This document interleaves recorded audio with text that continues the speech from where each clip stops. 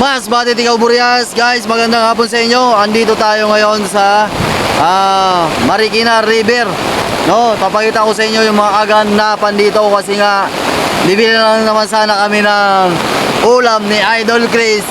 Napadpad kami dito sa Marikina, kaya ito makiyus-yuso na tayo. Tingnan na natin yung mga kaganapan dito mga idol kasi ang taas na ngayon ng tubig dito sa Marikina. Yan. At syempre maraming tao din dito para makita nyo rin, no, yung mga kaganapan dito. Ang lakas ngayon na ng agos ng tubig dito sa Marikina River. At syempre maraming tao dito. Ayan, oh. So pinapalis na yung mga tao dito sa tulay kasi nga baka bumigay yung tulay kasi ang laki na nito, guys. Oh, maapaw na, oh. Kunti na lang yung yung tatakbuhin. Kung tuloy-tuloy yung ulan, possible aapaw talaga. Ate, nakikita lang natin to sa balita. So sa ngayon, andito na tayo ngayon, guys. Tayo na ngayon magbabalita at hindi ko alam bakit nakarating tayo dito. Lang dito lang. Yung sa kabila. Sa kabila. Yan. So dito pwede tayo pumesto dito mga idol. No? Yan. Kanina andun kami doon sa gitna. Doon kami sa gitna kanina mga idol. So nga lang inanon tayo. Pinalis na tayo doon, baka bumigay daw yung yan. Baka daw kasi bumigay yung tulay. Kaya mas maganda na dito na lang tayo sa gilid kasi nga malakas talaga yung agos ng ng tubig. Ayan, oh, nakita nyo. At kanina nag-live tayo, merong bahay na inanod, no? At kung mapapansin din nyo doon sa kabilang side na yon, doon sa kabila, guys, baha na doon, baha na. Yan. Lubog na yung mga bahay doon. Lubog na ang mga bahay. Yan.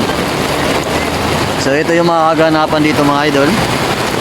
Oh, daming tao dito. Oh. Yan. Kung hindi titigil daw yung ulan, possible baka umapaw to diyan sa na yan, pader na yan.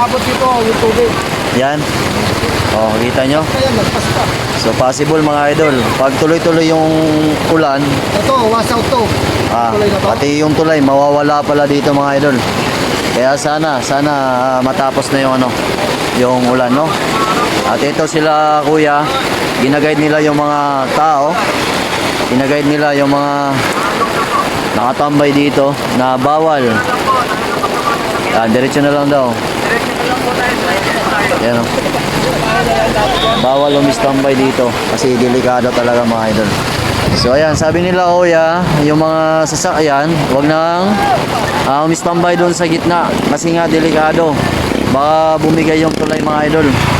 Baka bumigay ang tulay. Alala niyo yung bumigay ng tulay ng Ilocos? Magkakaproblema. Doon na lang daw. Okay, sige po ma'am. Doon na lang daw. Ayan. So ayan guys, dito na lang daw tayo sa kabila kasi baka bumigay daw yung tulay mga idol. Yung mga kaganapan dito mga idol sa Marikina River.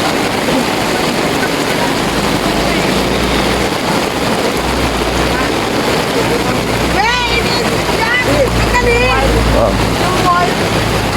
Yan po yung tulay. At ayan, kung nakapansin nyo, meron ng puno na ng saging na naanod. Oh, at ayan, tingnan nyo naman yung daloy ng baha dito sa Marikina. At syempre, nakarating tayo dito dahil kay Idol Chris. Yan, shoutout na lang kay Idol Chris. Yan, pasupport na lang mga idol. Yan. Sa Marikina River, mega shoutout, ingat tayo lagi. Yes, ayan. So, pagdating natin dito mga idol sa unahan, yan.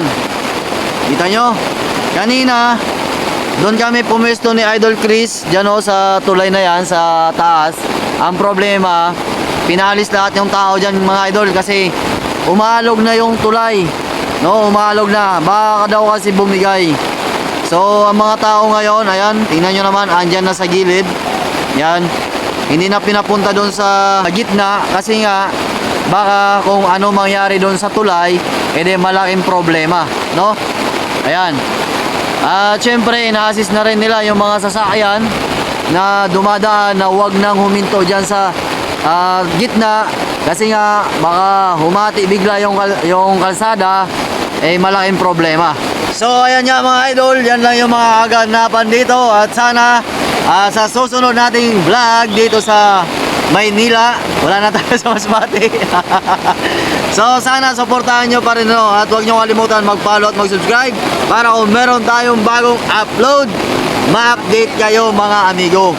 So guys, hanggang dito na lang yung ating video. Muli ako yung nagpapasalamat. Ako nga pala si Dodzy Motovlog na nagsasabing hindi pa sikat pero laos na. Ayan, dito na lang. Bye bye.